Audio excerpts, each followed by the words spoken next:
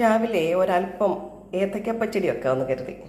അപ്പം അതിന് ഞാൻ 2 ഏത്തക്കായ അത് പഴുത്തതായിരുന്നു. അപ്പോൾ അത് നന്നായിട്ട് അതിൻ്റെ അകത്തെ കുരുവൊക്കെ കളഞ്ഞ് അരിഞ്ഞ് വൃത്തിയാക്കി വെച്ചിട്ടുണ്ട്.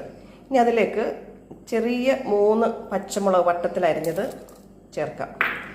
പിന്നെ ഒരു തണ്ട് കറിവേപ്പില, പിന്നെ അതിലേക്ക് ആവശ്യമായ ഉപ്പ്. പിന്നീട് നമുക്ക് പച്ചടിയൊക്കെ ചെയ്ത് നോക്കുമ്പോൾ ഉപ്പ് കുറവാണെങ്കിൽ നമുക്ക് അപ്പം ചേർക്കാം. ഇപ്പോൾ നമുക്കിതിലേക്ക് ആവശ്യമായിട്ടുള്ള ഉപ്പ് ചേർക്കാം. പിന്നീട് അല്പം മഞ്ഞൾപ്പൊടി,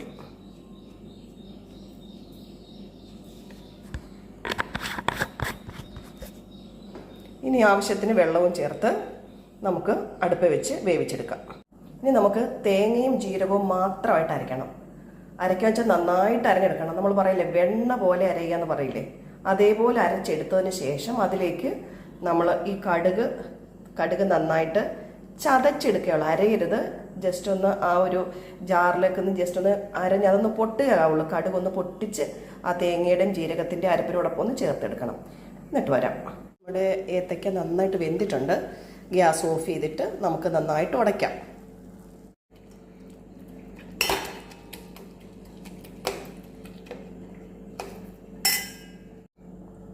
നമ്മൾ നന്നായിട്ട് ഉടച്ചെടുത്തിട്ടുണ്ട്.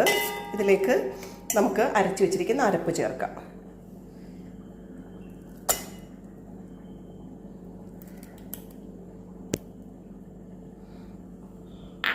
നമ്മൾ അരയ്ക്കാൻ എടുത്തിട്ട് അതിൽ മിക്സിയുടെ ജാറിൽ അല്പം വെള്ളം ഒഴിച്ചിട്ട് നമുക്ക് ആ അരപ്പൊന്ന് ബാക്കിയുള്ള അരപ്പും കൂടെ വെള്ളമായിട്ട് ഇങ്ങോട്ട് ചേർക്കാം.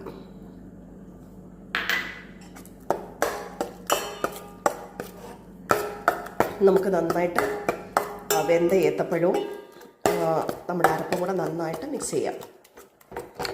സ്റ്റൗ കത്തിക്കാം. കാരണം ഈ അരപ്പൊന്ന് വേവണമല്ലോ.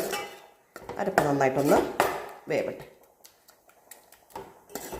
ഒരല്പം കൂടി വെള്ളം ഒഴിക്കാം നമുക്ക്, അല്ലെങ്കിൽ അരപ്പ് നന്നായിട്ട് തിളച്ചൊന്ന് ചെറുതായിട്ടൊന്ന് വറ്റട്ടെ. നമുക്ക് ഒരുപാട് വെള്ളം വേണ്ടല്ലോ. അതിന് ശേഷം ചെറുതായിട്ട് തണുത്തതിന് ശേഷം, ചൂടോടെ തൈര് ഒഴിക്കാൻ പാടില്ല, തൈര് പിരിഞ്ഞു പോകും. ഇത് ഈ വെള്ളമെല്ലാം ഒന്ന് തിളച്ച് വറ്റി അരപ്പെല്ലാം ഒന്ന് വെന്ത് ഏത്തപ്പഴത്തോടൊപ്പം ആ അരപ്പൊന്ന് പിടിച്ചതിന് ശേഷം നമുക്ക് ഗ്യാസ് ഓഫ് ചെയ്തിട്ട് സ്റ്റൗ ഓഫ് ചെയ്തിട്ട് വെക്കാം. അതിന് ശേഷം നമുക്ക് തൈര് ചേർക്കാം. തൈര് നന്നായിട്ട് ഇളക്കി ചേർത്തിട്ടുണ്ട്. അപ്പോൾ ഇത് ഇനിയും അടുപ്പിൽ വെച്ച് ചൂടാക്കാൻ പാടില്ല, തൈര് ചേർത്തതല്ലേ. ഇനി നമുക്കിതിലേക്ക് ഒന്ന് കടുക് താളിച്ചൊഴിക്കണം. അതുകൂടാകുമ്പോൾ നമ്മുടെ പച്ചടി റെഡിയായി. താളിക്കുന്നതിന് വേണ്ടിയിട്ട് നമുക്ക് ആദ്യം അല്പം വെളിച്ചെണ്ണ ഒഴിക്കാം.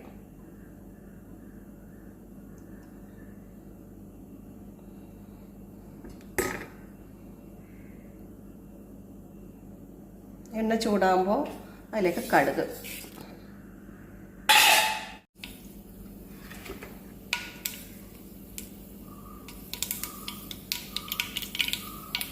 ഇട്ടിട്ട് ഇനി അതിലേക്ക് നമുക്ക് 2 വറ്റൽമുളക്, കറിവേപ്പില,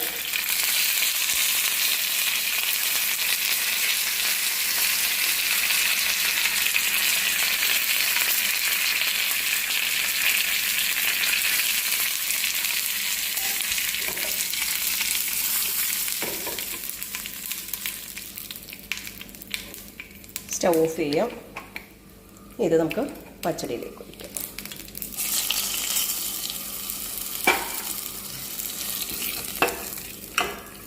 അങ്ങനെ നമ്മുടെ ഏത്തയ്ക്ക പച്ചടി തയ്യാറായി കഴിഞ്ഞു.